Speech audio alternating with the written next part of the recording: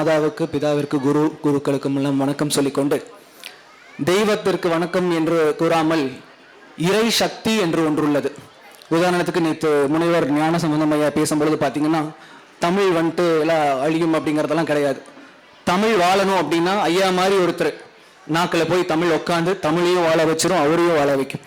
அந்த மாதிரி நம்ம ஊரில் நம்மளோட இந்த ஜென்ரேஷனுக்காகவும் அடுத்த ஜென்ரேஷன் அடுத்த தலைமுறைக்காகவும் நதிநீர் இணைப்புக்காகவும் நதிநீருக்காகவும் பவானி நீருக்காகவும் போராடி கொண்டிருக்கும் இங்கே நமக்கு கண்ணுக்கு தெரிகின்ற தெய்வங்கள் பல பேர் இருக்கிறார்கள். அவர்களுக்கும் நன்றி சொல்லிவிட்டு, இந்த புத்தக திருவிழாவை நடத்துவதற்கும் சில இறை சக்திகள் தெய்வ வடிவங்களாக இருந்து நடத்தி கொண்டிருக்கிற அவர்களுக்கும் நன்றியை தெரிவிக்கொண்டு உரையை ஆரம்பிக்கிறேன். ஸோ சிம்பிளா ஒரு மூணு விஷயம் தான். ஆன்மா, மனம், அறிவு. எல்லாருக்கும் காமனாக ஒரு கன்ஃபியூஷன் இருக்கும், எது மனம், எது ஆன்மா, எது அறிவு அப்படின்ட்டு. தயவு செஞ்சு ஒரு 10 நிமிடம், ஏன்னா மற்றவங்களுக்கு டிஸ்டர்ப் ஆகுது, ஒரு 10 நிமிடம். நீங்க ஒரு கார்ல ஒரு இடத்துக்கு போறீங்க. நீங்க காரை ஓட்டிட்டு போனீங்கன்னா டெஸ்டினேஷன் ரீச் ஆயிருவீங்க. கார் உங்களை ஓட்டிட்டு போச்சு அப்படின்னா எங்க போய் ரீச் ஆகணும், ஓட முடியாது. அந்த மாதிரி நிறைய பேருக்கு வந்து பாத்தீங்கன்னா அவங்களோட மனம், அறிவு அப்படிங்கிறது, உங்களோட மனம் உங்களை ஆட்கொள்ளப்படுதா இல்ல அறிவு உங்களை ஆட்கொள்ளப்படுதா அப்படிங்கிறது கண்டிப்பா ஒரு டிஃபரன்ஸ் இருக்கும். இது இன்னும் எளிமையா சொல்ல போனா, காலையில் நீங்க எழுந்திருப்பீங்க, எழுந்துடா அப்படின்னு சொல்லி மனம் சொல்லும். ஆனா அறிவு அடுத்து உங்களா கிடக்குது. அப்போ மனம், அறிவு அப்படிங்கிற அந்த வித்தியாசத்தை அறிந்து அந்த வாழ்க்கையில் அடுத்த பரிணாம வளர்ச்சி அப்படிங்கிறது பார்த்தீங்கன்னா, ஒரு பேசிக் ஒரு மிருகமாவோ இல்லை அடுத்த லெவல் மனிதன்லேயே அடுத்த லெவல் மனிதனாவோ எப்படி வரணும் அப்படிங்கிற ஒரு பரிணாம வளர்ச்சிக்கு வர்றதுக்கு தான் இந்த 3க்கான வித்தியாசம். சார் அது எப்படி வளர்க்கறது அப்படிங்கிறது தான் பார்த்தீங்கன்னா, சிம்பிளான ஒரு ரூல், 8 5 3 1 8 5 3 1 அவ்வளோதான், சிம்பிள். ஒன்று ரொம்ப சிம்பிளாக இருக்கிற 8 ரூல் தரேன், அந்த 8 ரூலை கடைப்பிடிச்சு அடுத்த லெவலுக்கு வரலாம். இல்லை கொஞ்சம் கஷ்டப்படணும், ஒரு 8 மணிக்கு எந்திரிக்கிறீங்களா, ஒரு 7 மணிக்கு எந்திரிக்கிற மாதிரி கொஞ்சம் முயற்சி பண்ணுவீங்களோ ஒரு 5 ரூல் அதை ஃபாலோ பண்ணலாம். இல்லை கொஞ்சம் இன்னும் சீக்கிரமா எந்திரிக்கணும், நான் கொஞ்சம் நல்லா பண்றேன் அப்படிங்கிற மாதிரி கொஞ்சம் கடினமானது ஒரு 3 ரூல். நீங்க 8 சிம்பிளா இருக்கிறது ஃபாலோ பண்ணாலும் சரி, இல்லை 5 கொஞ்சம் கடினமா இருக்கிறது ஃபாலோ பண்ணாலும் சரி, இல்லை 3 கொஞ்சம் நீங்க அதுக்காக கொஞ்சம் மெனக்கடணும், இல்லை ஒரே ஒரு சிம்பிள் கோல்டன் ரூல் கடைசியா சொல்லி முடிச்சார் அது பண்ணாலும் சரி. இப்போ முதல்ல சிம்பிளா வர 8 ரூல். முதல் பகுதி, நம்ம உடம்பை பத்தி தெரிஞ்சுக்கணும். ஏன்னா எல்லாரும் வந்து பாத்தீங்கன்னா அடுத்தது பணம் சொல்லிட்டு உடலை வருத்தி வேலை செய்யறவங்க இருக்காங்க. அப்போ உடலை பத்தி ஏன் தெரிஞ்சுக்கணும் அப்படிங்கிறது பாத்தீங்கன்னா, நம்ம உடலை எப்படி வச்சுக்கணும். சிம்பிள், காலையில நீங்க சாப்பிட்றதுக்கும் குளிக்கிறதுக்கும் நடுவில் 1 மணி நேரமாவது கேப் இருக்கா? சந்தோஷம், உடலை கரெக்டா வச்சிருக்கீங்கன்னு அர்த்தம். எந்திரிச்சு அவசரமா ஓடி அவசரமா குளிச்சு அவசரமா வாயில போட்டு அவசரமா ஓடுனீங்க அப்படின்னா உடலை கரெக்டாக பார்த்துக்கணும் அப்படிங்கிறது கிடையாது. ஸோ இது சிம்பிளாக வந்து பார்த்தீங்கன்னா ஒரு திருமந்திரத்திலே இருக்கு. உடம்பார் அழியில் உயிரார் அழிவர், திடம் பட மெய் ஞானம் சேரவும் மாட்டார், உடம்பை வளர்க்கும் உபாயம் அறிந்தே உடம்பை வளர்த்தேன் உயிர் வளர்த்தேனே. நம்ம எல்லாரும் பார்த்தீங்கன்னா அந்த காலத்தில் பாட்டா படிச்சுட்டு போயிடும், திருக்குறளா படிச்சுட்டு போயிடும். ஆனால் ஒரு அர்த்தத்தை எடுத்து உள்வாங்கி அதை இம்ப்ளிமெண்ட் பண்றோமாங்கிறது பெரிய கேள்விக்குறி. இப்போ உதாரணத்துக்கு இன்னா செய்தாரை ஒருத்தல் வரணும், ஓகே எல்லாம் கரெக்டு தான், தமிழ்ல 2க்கு 2 மார்க் வாங்கிட்டியா சந்தோஷம். ஆனா எத்தனை பேர் அதை இம்ப்ளிமெண்ட் பண்றோம், வாழ்க்கையில நடைமுறைப்படுத்துறோம், பெரிய கேள்விக்குறி. தம்பி கூட அழகா சொல்றாரு, பிறவை பெருங்கடல் நீந்தார் இறைவடி சேராதார். எல்லாம் அர்த்தம் ஓகே சூப்பர், தமிழாசிரியர் சொல்லிக் கொடுக்குறாங்க வாங்குறாங்க. பட் என்ன பர்பஸ்? ஹியூமன் அனாட்டமில பேசிக், சாப்பிட்றதுக்கு குடிக்கிறதுக்கு 1 மணி நேரம் இடைவெளி, தாகம் அடிக்கும் பொழுது தான் தண்ணி குடிக்கணும், தாகம் அடிக்கும் பொழுது ஜூஸ் சாப்பிடக்கூடாது, எப்போ பசிக்குதோ அப்பதான் சாப்பிடணும். அந்த மாதிரி பேசிக் நம்ம உடலை பத்தி தெரிஞ்சு வச்சுக்கணும். இதுக்கு வந்து பெருசாக டாக்டர் கன்சல்ட் பண்ணணும் அவசியம் இல்லை, ஒரு ஹியூமன் பேசிக் ஒரு அனாட்டமியை நம்ம எடுத்து எப்படி பார்க்கணுங்கிற ஒரு பேசிக். ஸோ உடம்பை பத்தி ஃபர்ஸ்ட் தெரிஞ்சுக்கணும். அடுத்தது பஞ்சபூதங்கள், நிலம் நீர் நெருப்பு காற்று ஆகாயம். நிலம், செருப்பு போட்டே நடந்தாலோ இல்லை நம்ம இருக்கிறது வந்துட்டு நம்மளோட ஒரு எலக்ட்ரிசிட்டிக்கே பார்த்தீங்கன்னா ஒரு எர்த்துங்கிறது தேவைப்படுது. அப்போ நம்ம ஒரு ஷூ போட்டு போறோம், சரி போட்டு, பட் எத்தனை தடவை நம்ம வந்து ஒரு மரத்தை கட்டி பிடிக்கிறது எவ்வளவு பெரிய ஒரு எக்ஸசைஸ் அப்படிங்கிறது பாத்தீங்கன்னா எல்லா சயின்டிஸ்ட்லும் மறைச்சு வச்சுட்டாங்க. எங்க சக்தி, உயிர் சக்தி, இறை சக்தி ஜாஸ்தியா இருக்குன்னு பாத்தீங்கன்னா மரத்துல தான் இருக்கு. டெய்லி காலையில் ஒரு எக்ஸசைஸ் பண்ணலனாலும் பரவாயில்ல, தியானம் பண்ணாலும் பரவாயில்ல, வீட்டை பக்கத்தில் இருக்கிற ஒரு செடியோ மரத்தையோ போய் கட்டி கொடுங்க. சிம்பிள். அங்க இருக்கிற எனர்ஜி டிரான்ஸ்ஃபர்மேஷன் எவ்வளவு நடக்கும் அப்படிங்கிறது நீங்க அந்த ப்ராக்டிஸ் நடக்கும். ரெண்டாவது நிலம், மூன்றாவது நீர். தண்ணிக்கு காது கேட்கும். எத்தனை பேருக்கு தெரியுங்க? அருமை. தண்ணிக்கு எப்படிங்க காது கேட்கும்? சரி, ஏதோ புத்தகத்துல இருந்து சொல்றாங்க, கதை சொல்றாங்க, தண்ணிக்கு எப்படி காது கேட்கும்? ஸோ நம்ம எல்லாரும் பார்த்தீங்கன்னா வாமனாவதாரம் வந்துட்டு 1000 வருஷத்துக்கு முன்னாடி அவர் எடுத்து வந்துட்டு உலகம் உரண்டன்னு சொன்னாலும் நம்ப மாட்டோம். சயின்டிஸ்டா, ஐயோ நாசா, ஐயோ அமெரிக்கா, அவங்க கண்டுபிடிச்சிருக்காங்க, ஆமா உலகம் அப்பதான் உரண்டன் நம்புவோம். அந்த மாதிரி பார்த்தீங்கன்னா நம்ம வந்து எதுவா இருந்தாலும் அந்த ஆராய்ச்சி செஞ்சாதான் நம்புவோம். அந்த மாதிரி நம்மளை மாத்திட்டாங்க. ஏன்னா அந்த கல்வி முறை அப்படியே மாறிடுச்சு. யமோட்டோ ஜாப்பனீஸ் சயின்டிஸ்ட் என்ன பண்ணியிருக்காரு அப்படின்னு பார்த்தீங்கன்னா, தண்ணி ஒரு 5 அறையில வச்சுக்கிட்டாரு. ஒரு அறையில போய் நல்ல வார்த்தைகள்லாம் சொல்றாரு. நீ நல்லா இருப்ப, நீ நல்லா பண்ணுவ, உன்னால முடியும் அப்படிங்கிற நம்பிக்கை தோன்ற வார்த்தை. ரெண்டாவது, நீ உருப்படவே மாட்ட, நீ நல்லாவே இருக்க மாட்ட அப்படிங்கிறது ரெண்டாவது. அந்த மாதிரி மூணாவது அறை, நம்ம வீட்டில் ஓடுற நாடகம், சாயந்தரம் 6 மணிக்கு ஓடுற நாடகம், அந்த மாதிரி ஒரு நெகட்டிவ் வைப்ரேஷன் போட்டு தண்ணி வச்சிட்டாரு. 4வது 5வது 15 நாட்களுக்கு அப்புறம் அவர் என்ன பார்க்கறாரு அப்படின்னா, பாசிட்டிவா யூஸ் பண்ண வேர்ட்ஸ் இருக்கிறது எல்லாமே வந்து பாத்தீங்கன்னா அந்த தண்ணி எப்படி ஒரு பியூரான தண்ணி கிறிஸ்டல் ஃபார்மேஷன்ல இருக்குமோ அந்த ஒரு ஃபார்மேஷன்ல இருந்திருக்கு. நெகட்டிவா சொன்னதெல்லாம் கெட்டு போன தண்ணி எப்படி இருக்குமோ அப்படி இருந்திருக்கு. இது தண்ணியில ஒரு எக்ஸ்பெரிமெண்ட் செஞ்சிருக்காரு விட்டுவோம். பட் நம்ம எப்படி இம்ப்ளிமெண்ட் பண்றது? காலையில உங்க குழந்தைங்களை எப்படி எழுப்புறீங்க? எந்திரி, அறிவில்லையா, டைம் ஆச்சு. அப்ப அவங்களோட உடம்புக்குள்ள இருக்கிற 60% தண்ணியை காலையிலேயே கெடுக்க ஆரம்பிச்சு அந்த பிரஷரோட நீங்க சமைச்சீங்கன்னா, எத்தனை பேர் தண்ணி இல்லாம சமைக்கிறீங்கன்னு எனக்கு தெரியல, அந்த பிரஷரோட நீங்க சமையல்ல தண்ணியை வச்சு சமைச்சீங்க அப்படின்னா அது ஹெல்த்தியா இருக்குமா அன்ஹெல்த்தியா இருக்குமா? ஸோ இதுல முதல்ல உங்களுக்கு தேவை என்னன்னா நம்பிக்கை. ஆமா தண்ணிக்கு காது கேட்கும். அடுத்தது உடம்புல 70% தண்ணி இருக்கு அப்படிங்கிற ஒரு புரிதல். மூணாவது, நம்ம அங்கே கொடுக்குற வைப்ரேஷனோ எமோஷனோ அது போய் கலந்து நம்மளையும் கெடுக்குது. அடுத்தது அதுதான் ஜாப்பனீஸ் சயின்டிஸ்ட் ஃபைனலா சொன்னது, அந்த தண்ணி மட்டும் கெட்டு போல, அந்த நெகட்டிவ் வைப்ரேஷன் கொடுத்த 15 நாள்ல அவரோட உடம்பு சேர்ந்து கெட்டு போயிருக்கு. அப்ப நீங்க ஒரு வார்த்தை சொல்லும் பொழுது அவங்களுக்கும் ஒரு விஷயம் கெடுது அப்படின்னா அது அவங்களையும் கெடுக்காம நம்மளையும் சேர்ந்து கெடுது அப்படிங்கிறது தான் ஒரு முக்கியமான விஷயம். 4வது, நெருப்பு. அது என்னங்க நெருப்பு? உடம்புக்குள்ள எங்க நெருப்பு? ஆமா, சும்மா தேய்ச்சா நெருப்பு வருது, எல்லாமே ஓகே தான். ஸோ எதுவுமே பண்ணாம சும்மா இருந்தால் உடம்புல நெருப்பு அப்படிங்கிற ஒரு விஷயம் இருக்குமா அப்படிங்கறது பாத்தீங்கன்னா பெரிய கேள்விக்குறி. இப்போ உதாரணத்துக்கு பாத்தீங்கன்னா ஒரு சின்ன கதை. ஒரு கழுகு எல்லாமே என்ன பண்ணுதுன்னு பாத்தீங்கன்னா, பிணந்தினி கழுகுகள் எல்லாமே பறந்து போயிட்டு இருக்கு. ஒரு பெரிய ஐலாண்டை பாக்குது. அந்த தீவை பார்த்தோன்னா போய் ரெஸ்ட் எடுக்கலாம்னு சொல்லி உட்காருது. பார்த்தா கண்டினியூஸ் நிறைய பாத்தீங்கன்னா பாம்புகள்லாம் நிறைய இருக்கு. டக்குன்னு பார்க்கும்போது தான் எப்படி இருக்கு அப்படின்னு பார்த்தீங்கன்னா, ஐயோ இவ்வளோ பாம்பு இருக்கா, பிரச்சனை இல்லை, நமக்கு சாப்பாடுறதுக்கு பிரச்சனையே இல்லை, கழுகு பார்த்தீங்கன்னா ஓகே நம்ம ஜாலியாக இருந்துக்கலாம், ஒன்றும் பிரச்சனையே செட்டில் ஆயிடும். அப்போ பெரியவங்களாம் சொல்கிறாங்க நம்மளோட வேலை இது கிடையாது, நம்ம கொஞ்சம் பறக்கணும் உழைக்கணும் அப்படின்னு. உடனே டக்குன்னு அவங்க என்ன சொல்கிறாங்கன்னு பார்த்தீங்கன்னா, உங்களுக்கு வயசாயிருச்சு, நீங்கள் வேலையை பாருங்க, ஒன்றும் பிரச்சனை, எனக்கு என்ன பண்ணணும் எனக்கு தெரியும் அப்படின்னு சொன்னாங்க. அந்த வயசான குழந்தைங்களாம் ஐயோ இப்படி பண்ணாதீங்கன்னு சொல்லி 1 மாதம் கழிச்சு வராங்க, நல்லா குண்டாயிடுறாங்க. 3 மாதம் கழிச்சு வராங்க, பறக்க முடியாமல் கஷ்டப்பட்டு இப்படி நடக்கிறாங்க. 6 மாதம் கழிச்சு வராங்க, திடீர்னு பார்த்தா என்ன ஆயிடுது, கொஞ்சம் பெரிய கதை நான் சுருக்கமாக சொல்லிடுறேன். 6 மாதம் கழுகு வந்து பார்த்தா அந்தந்த கழுகு செத்து கிடக்கு. இன்னும் சில கழுகுகள்லாம் பார்த்தீங்க அப்படின்னாக்கா உயிருக்கு போராடிட்டு இருக்கு, கொஞ்சம் கழுகு பயந்து ஓடிட்டு இருக்கு.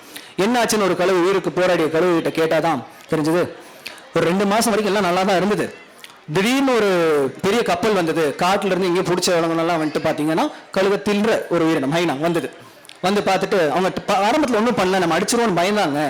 ஆனா அது போக போக நம்ம இங்க சீண்டி பார்த்துச்சு. நாங்க எந்த வேலையும் பண்ணாம சும்மா இருந்ததுனால என்ன ஆயிடுச்சு அப்படின்னு பாத்தீங்கன்னா, எங்களால ஒன்றும் பண்ண முடியல, கொஞ்சம் அடிக்க ஆரம்பிச்சது, ஒன்று ஆரம்பிச்சு.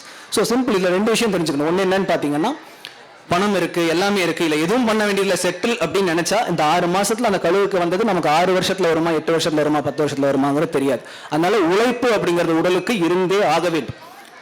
இதுல பெரிய கழுகுகள்லாம் என்னன்னு பாத்தீங்கன்னா, பெரியவங்க. நம்ம எப்படி ஒரு பெரியவங்களை பார்த்து உனக்கு இது தெரியாது எனக்கு தெரியும் வேலையை பார்த்துட்டு போ அப்படின்னு சொல்ற பொழுது அவங்களை ஒதுக்குறமோ அதுல இருக்கிற நல்லதுங்கிறது எடுத்துக்க முடியாதுங்கிறது இந்த பேசிக். அப்போ உடம்புக்கு வந்து ஃபயர் அப்படிங்கிற ஒரு பொருள், நம்ம உழைப்பு அப்படிங்கிறது அட்லீஸ்ட் எக்ஸசைஸாவது கொடுக்கணும் அப்படிங்கிறது தான் ஒரு பேசிக் ரூல்.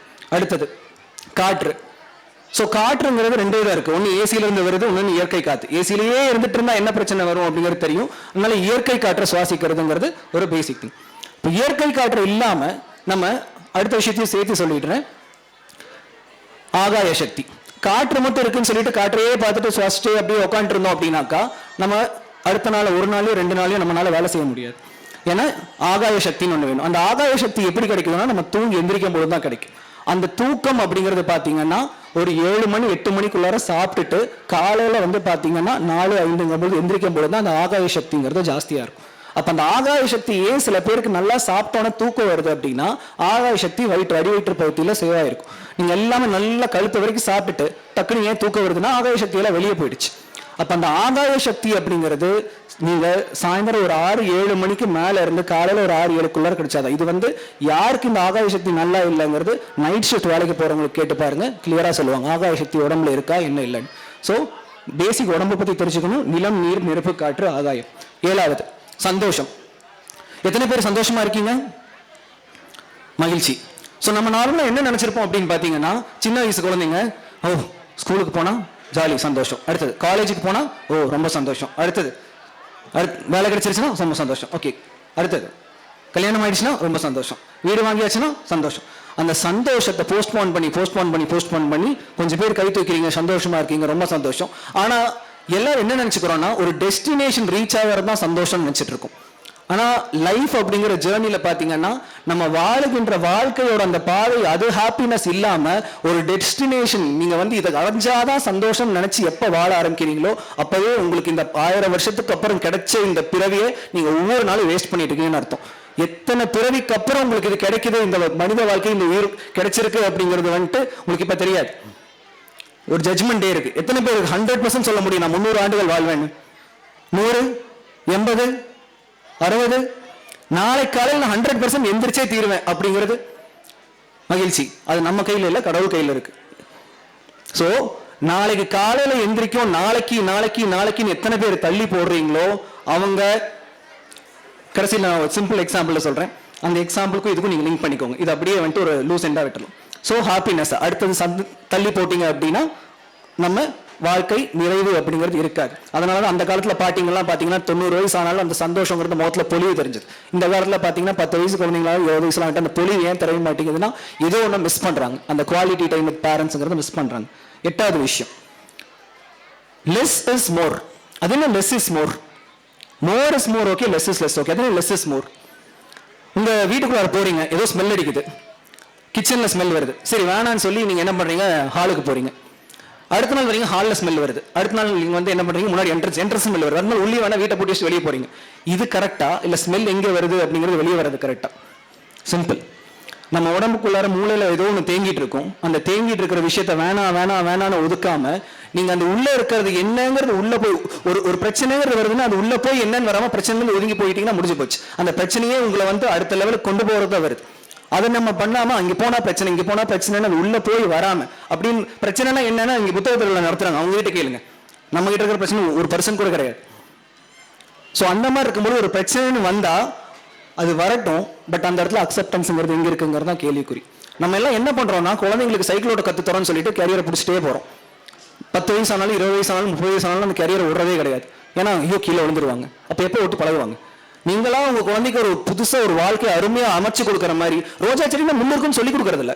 ஐயோ முள்ளு இல்லாத ரோஜா கொடி பண்ணலாம். ஒரு ரோடு வேணும் அப்படின்னா குண்டு முடி இருக்குன்னு சொல்லி ஒரு அக்செப்ட் பண்ணாதீங்க.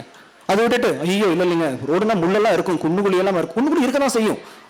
அது இல்லாம நீங்க அடுத்த ஸ்டேஜ் போகணும் அப்படின்னா தான் என்ன, லெஸ் இஸ் மோர். சிம்பிள். தேவையில்லாத பொருள் எல்லாம் ஒண்ணு வெளியே வித்துருங்க, எங்களுக்கு போட்டு வித்துருங்க, இல்லைன்னா யாருக்காவது கொடுங்க. அந்த பொருள் ஜாஸ்தியா இருக்க உங்க மைண்ட்ல ஏன் அந்த நிம்மதிங்கிறது கிடைக்கலன்னா, ஒரு பார்ட் பாத்தீங்கன்னா நிம்மதி அப்படிங்கிற இருக்கிற பார்ட்ல நீங்க ஃபுல்லா அரைச்சு வச்சிருக்கீங்க. அடுத்தது இது வேணும், அது வேணும், அது வாங்கணும், இது வாங்கணும், இது வாங்கணும். பட் அது வாங்குறது அப்புறமே ஏன் அந்த திருப்தி வர்றது இல்லைன்னா மனம். சிம்பிள். ஏன்னா மனசு உங்களை ஓட்டிட்டு போயிட்டு கார் ஓட்டுற மாதிரி. ஐபோன் வேணும்னு நினைக்கிறீங்க, அப்பதான் வாங்கணும், வாங்கும்போது சந்தோஷம். 2வது நாள் வைக்கும்போது இப்படி வைப்பீங்க, 3வது நாள் இப்படி போடுவீங்க, 4வது நாள் அது பறக்கும். ஏன் இல்ல, அந்த திருப்தி இல்ல, அதுக்கு போவீங்க, அடுத்த வேலை போவீங்க. சோ இந்த 8 சிம்பிள் ரூல்ல உங்களுக்கு உடம்பை பத்தி தெரிந்து கொள்ளுதல், நிலம், நீர், நெருப்பு, காற்று, ஆகாயம், சந்தோஷங்கிறது தள்ளி போடாம இப்ப என்ன இருக்கோ அதை ஏற்றுக்கொள்ளும் பக்குவம். 8வது, எது அளவா இருக்கோ அதுதான் அதிகம். ஏன்னா அளவா இருக்கும் பொழுது மைண்டும் அளவா இருக்கும், சந்தோஷத்துக்கு மற்றதுக்கு நமக்கு இடம் ஜாஸ்தியா இருக்கும். இது 8 சிம்பிள் ரூல். அடுத்தது கொஞ்சம் கடினமான ரூல். சிம்பிள் 5 விஷயம். இதை ஃபாலோ பண்ணா ஓகே, அது பண்ண முடியலன்னா உங்களோட ஷூ ஸ்லிப்பரை ப்ராப்பரா எடுத்து வைக்கணும். அவ்வளவுதான். தூக்கி எப்படின்னு போடக்கூடாது. உங்களோட அவேர்னஸ் ஜாஸ்தி ஆகும். 2வது, காலையில எழுந்த உடனே உங்களோட பெட்ஷீட்டை பெட்ஸ்பெட்டை நீங்க மடிச்சு வைக்கணும். காலையில எழுந்த உடனே ஒரு திருப்தியோட ஆரம்பித்தால் நைட் தூங்கும் பொழுது அது உங்களோட வேலை. நீங்க பண்ண திருப்தி நைட்டும் அந்த திருப்தியை கொடுக்கும். 3வது வேலை, எடுத்த பொருளை எடுத்த இடத்துல வைக்கிறது. எடுத்த பொருட்கள் எடுத்த இடத்துல நம்ம வைக்காம, எத்தனை பேர் கீழே வந்து பிளேட்டையே போடாம வந்து பெரியவங்க எத்தனை பேர் கீழே பிளேட்டையே போட்டதில்லை, எத்தனை பேர் கண்ணாடி உடச்சது இல்லை, எத்தனை பேர் நெருப்ப தொட்டதே இல்லை. ஆனா நம்ம என்ன பண்ணுவோம் பாத்தீங்கன்னா, பாத்து எடுத்துட்டு போ, பத்திரம் பாத்து எடுத்து கீழே விட்டுறது, பாத்து எடுத்து கண்ணாடி உடச்சாது. அவங்களை வந்து கரெக்ட் பண்றதா நினைச்சு, பத்திரப்படுத்துறதா நினைச்சு, கரெக்டான ரோட்ல கொண்டு போற நினைச்சு தப்பே பண்ண விடாம, பின்னாடி நாளைக்கு ஒரு தப்பு பண்ணும்போது சைக்கிள் கேரியர்ல ஒரு 30 வயசுக்கு அப்புறம் நீங்க கண்டிப்பா ஒரு நாள் நீங்க வந்து பாத்தீங்கன்னா எடுத்துதான் ஆகணும் கையை. அந்த எடுக்கும்போது அவங்க ரொம்ப மேல இருந்து விழுவாங்க. அது இப்பவே எடுத்து கீழே விழுந்து இது இப்படிதான் விழுந்து எந்திரிக்கணுங்கிறத சொல்லி கொடுக்காமல் விட்டால் நாளைக்கு ரொம்ப மேல இருந்து விழுவாங்க. ஆனா இப்ப இருக்கிற சயின்டிபிக் ரிசர்ச், இப்ப டாக்டர்ஸ் கூட இருக்காங்க, நீங்க அவங்க கிட்ட கேட்கலாம். சுகுமார் டாக்டர் நிறைய பேர் சொல்லியிருக்காங்க, இப்ப இருக்கிற 40-50 வயசு இருக்கிற ஜெனரேஷன் அடுத்த தலைமுறை உயிரிழக்கும் ஒரு தருணத்தை காணக்கூடிய சாபம் பெற்றவர்கள் என்று சொல்றாங்க. ஏன்னா இப்ப இருக்கிற ஃபுட் ஹேபிட்ஸ் எல்லாமே சேர்ந்து இருக்கு. ஸோ அப்படி இருக்கும்போது நம்ம குழந்தைகளுக்கு என்ன கொடுக்குறோம் அப்படிங்கிறது முக்கியமான. 4வது விஷயம், குழந்தைகள் ஒன்று பண்ணாங்கன்னா அது சரின்னு சொல்லி அடுத்ததை ஓகே அடுத்தது இப்படி பண்ணி இந்த தப்பு பண்ணிட்டியா நெக்ஸ்ட் இதை பண்ணு, அந்த தப்புல இருந்து லேர்ன் பண்ண வைங்க. தப்பே பண்ண விடாம நீங்க தடுத்து எத்தனை பிசினஸ் நீங்க தப்பு பண்ணாம ஜெயிச்சிருக்கீங்கன்னு சொல்லுங்க. கேள்விக்குறி. அதே தான் தவறு அப்படிங்கிறது செய்து இப்படி பண்ணிட்டியான்னு திட்டுனீங்கன்னா அந்த தவறு மனசு நிற்காது. அந்த தவறை அழுதாலும் பரவாயில்ல, அது உள்ள வந்து அவங்களுக்கு ஆழமா பதிய விடுங்கள், அப்பதான் அடுத்த தவறு நடக்காது. 4வது அக்செப்டன்ஸ். 5வது ஏதாவது ஒரு கேம், பிசிக்கல் கேம் ஒரு மென்டல் கேம். உதாரணத்துக்கு சதுரங்கம் போட்டியாளர்கள் சதுரங்கம் பரிசு பெற வந்திருக்காங்க. உதாரணத்துக்கு செஸ் எடுத்துக்கோங்க. செஸ்ங்கிறது ஒன்லி கேம் எப்போ வந்து 2 சைடு மூலையும் வேலை செய்யும். ஒன்று வந்து பாத்தீங்கன்னா நமக்கு எங்கெல்லாம் வந்துட்டு இப்போ 1, 2, 3 அடுத்தது என்ன வரும்னா 4ன்னு சொல்லிடுவோம், ஏன்னா நமக்கு படிச்சிருக்கும். அடுத்தது 5, 10, 15 அது என்ன வரும்னா 20. அப்போ லாஜிக்கலா திங்க் பண்ணணும். செஸ்ங்கிறது பாத்தீங்கன்னா லாஜிக்கலா, சதுரங்கிறது லாஜிக்கலா நம்மள திங்க் பண்ண வைக்கும். அப்போ 5 ஒரு கேம் ஏதாவது எடுத்துக்கும். ஏன்னா ஏன் செஸ் எக்ஸாம்பிள் சொல்றேன்னா, வாழ்க்கையில எவ்வளவு டைம் வேணா இருக்கட்டும் நீங்க டெசிஷன் எடுக்கிறதுக்கு, ஆனா டெசிஷன் எடுக்கிறதுக்கு முன்னாடி எவ்வளவு வேணா டைம் எடுத்துக்கலாம், யோசிச்சுக்கலாம். ஆனா ஒரு முடிவு எடுத்துட்டா திரும்ப நீங்க வந்துட்டு பின்வாங்கி வரக்கூடாதுங்கிறது சதுரங்கம் நல்லா சொல்லிக் கொடுக்கும். அதுக்கு தான் டச் டு பீஸ்னு ஒரு ரூல் இருக்கு. அதை சொல்லிக் கொடுக்காம நான் சதுரங்கத்துல பெருசா ஆகணும், பெரிய ஆகணும், ஜெயிக்கணும், இப்படிதான் பண்ணணும் அப்படின்னு நினைச்சு நீங்க ஒரு இனிஷியேட்டிவ் எடுத்து பண்ணீங்க, ஒரு ப்ராக்டிஸ்ங்கிறது தவறுகள் இல்லாம நீங்க பண்ணீங்கன்னு கண்டிப்பா முடியாது. ஸோ 5 விஷயம், உங்களோட ஷூ ஸ்லிப்பர் ப்ராப்பரா வைக்கணும், பெட் மேக்கிங் காலைல எந்திரிச்சோன்னே உங்களோட பெட்டை ப்ராப்பரா வைக்கணும். 3வது விஷயம், உங்களோட பொருளை கரெக்டா அந்தந்த இடத்துல வைக்கணும். 4வது எது எடுத்தாலும் ஓகே கரெக்ட் தான் அக்செப்ட் பண்ணிட்டு அந்த தவறுகள்ல இருந்து எடுத்து ஓகேன்னு சரி பண்ணும். 5வது ஏதாவது கேம். கடைசி 3, நீங்க இங்கிருந்து முடிச்சு ஒரு குழந்தை பிறந்தோன்னு தவறும், ஒரு குழந்தை 2 வயசுல தவறும், சிலது 10 வயசு, சிலது 30 வயசு. இது தனியா வச்சுக்கோங்க. அடுத்தது சில பேர் 30 வயசுல தவறுவாங்க, சில பேர் 60 வயசு, சில பேர் 80 வயசு, 120 வயசு. ஏன் தெரியாது. அப்போ ஒரு குழந்தை பிறந்தோன்னே ஏன் தவறுது இல்லைங்கிறதுக்கு இந்த 3 விஷயம் கடைபிடித்தால் அடுத்த பரிமாணம். 1, நீங்க முடிச்சு ஒரு ஜட்ஜ்மெண்ட் டேக்கு மேல போனீங்கன்னா ஒண்ணு கேட்பாங்க, எவ்வளவு பணம் சேர்த்த, எவ்வளவு சொத்து சேர்த்தேன்னா கேட்க மாட்டாங்க. அருளை சேர்த்தாயா, பொருள் இல்லாருக்கு அவ்வுலகம் இல்லை, அருள் இல்லாருக்கு இவ்வுலகம் இல்லை. அதுதான் பிரச்சனை. இல்லைன்னா இது திருக்குறள்ல வேற மாதிரி, பொருள் உள்ளோருக்கு இவ்வுலகம், அருள் உள்ளோருக்கு அவ்வுலகம். சோ அருளை சேர்த்தீர்களா, எவ்வளவு பொருள் சேர்த்தீங்கிற கொஸ்டினே உங்களுக்கு நாளைக்கு ஜட்ஜ்மெண்ட் டேல இருக்காது. 2வது, மற்றவங்களுக்கு உதவி செஞ்சீங்களா. 3வது, மற்ற உயிரையும் உன்னோட உயிரை போல் பாவித்தாயா. இந்த 3 கேள்விகளுக்கு உங்களுக்கு பதில் அப்படிங்கிறது ஒண்ணு நம்ம முடிஞ்சு மேல போய் கேட்டு அதுக்கு ஒரு பதில் இருந்ததுன்னா நமக்கு பிறவி இல்லா பெருவாழ்வு நிச்சயம். இப்ப ஏன் வந்திருக்கோம்னா அந்த உண்மையை ஒன்று தெரிஞ்சுக்கிறதுக்கு தான். அந்த பிரிவு இல்லா பெருவாழ்வருக்கு கடைசியா ஒரேயோடு அதோட நான் முடிச்சிடறேன். உரையை கடைசியா ஒண்ணு சொன்னது, அந்த ஒன்னோட முடிந்தது. ஒரு ராஜா வந்து ஊருக்கு வந்து என்ன பண்ணாங்கன்னா சாப்பாடு போடுறாங்க. அந்த சாப்பாடு போடும் பொழுது கடைசி ரூல் இது முடிஞ்சதுன்னா இது மட்டும் ஃபாலோ பண்ணாலே போதும். சாப்பாடு போடுறாங்க. சாப்பாடு போடும்போது என்ன ஆகுதுன்னா நிறைய பேர் முனிவர்கள் எல்லாருமே வந்து சாப்பிட்றாங்க. அந்த இடத்துல வந்து என்ன ஆயிடுதுன்னா ஒரு கழுகு வந்து ஒரு பாம்பை கொத்தி எடுத்துட்டு அப்படியே மேலே பறக்கும் பொழுது என்ன ஆயிடுச்சு, அந்த பாம்போட வாயிலிருந்து ஒரு சொட்டு விஷம் அந்த சாப்பாடு போட்ட தானத்துல போட்டு டக்குன்னு உள்ள விழுந்துருச்சு. அதை எடுத்து சாப்பிட்றாங்க, கொஞ்சம் பேர் சாகுறாங்க. இது வந்து அந்த ராஜா மேல தப்பா, இல்ல கழுகு மேல தப்பா, இல்ல அந்த பாம்பு மேல தப்பா அப்படிங்கிறது அந்த கர்மாவை உள்ள போடுறதுக்கு யோசிச்சுட்டு இருக்காங்க. ராஜா நல்லது பண்றாரு, கழுகு அதோட சாப்பிட, பாம்பு செத்து போச்சு. என்ன பண்றதுன்னு தெரியாம அந்த இடத்துல ஒரு வயசான பாட்டி, ஏப்பா அங்க போறாங்க பாப்பா, அவங்க வயல வந்து சாவறாங்களாமா, சாப்பிட்டு சாவறாங்களாமா அப்படின்னு சொல்லி போட அவங்க மேல கர்மா எல்லாம் முடிஞ்சு போச்சு. ஒண்ணு யாரு அந்த ஒரு விஷயத்தை தெரியாம பேசி இன்னொருத்தங்க என்ன அப்படிங்கறதே நடக்குதுங்கிறது அறியாம, சாணிக்குன்னு சொல்லி இன்னொருத்தங்க என்ன நடக்குதுன்னு தெரியாம நீ அந்த இடத்துல பேசினேன்னா எத்தனை கர்மாவில் எடுக்கிறீங்கிறது ஒரு சிம்பிள் எக்ஸாம்பிள். என்ன நடக்குதுன்னே தெரியாம ஒருத்தங்க சாவறாங்களாமா பாத்தீங்களா, முடிஞ்சு போச்சுன்னா போதாங்க. அப்ப நீங்க ஒவ்வொரு நாளும் பேசுகின்ற வார்த்தை, உங்க வாயிலிருந்து வர்ற சொல் இன்னொருத்தங்களை புண்படுத்துது அப்படின்னாலே, அவங்களோட கர்மாவை எடுக்காமல் இருந்தாலே இங்க பிறவியில்லா பெருவாழ்வை அடைவீர்கள். இந்த பிறவி 1000 வருடத்துக்கு பிறகு 2000 வருடத்திற்கு பிறகு சில பேர் கிடைச்சிருக்கு. ஸோ அனைவரும் இப்பிறவியிலேயே பிறவியில்லா பெருவாழ்வு அடைந்து ஞானப்பாதைக்கு செல்ல வேண்டும் என்று அனைவரையும் வேண்டி வாழ்த்துக் கொள்கிறேன். வாய்ப்பு கொடுத்த அறிவியல் இயக்கத்துக்கு மிக்க நன்றி. சாரி, டைம் கொஞ்சம் ஜாஸ்தியாக எடுத்துக்கிட்டேன். யூடியூப்ல ஸ்கால் பண்ற மாதிரி ஸ்கால் பண்ணாம ஜஸ்ட் இதை எடுத்து ஒன்னாவது இம்ப்ளிமெண்ட் பண்ணணும் நான் வேண்டிக்கிறேன். ஸோ உதயகுமார் சார் நன்றி. அறிவியல் இயக்கம் இங்கே வாழ்ந்து கொண்டிருக்கும் ஏழு சக்தி உள்ள ஆன்மாக்களுக்கும் மனிதர்களுக்கும் அனைவருக்கும் வாய்ப்பு கொடுத்ததற்கும் நன்றியை கூறி வைக்கின்றேன். நன்றி, வணக்கம்.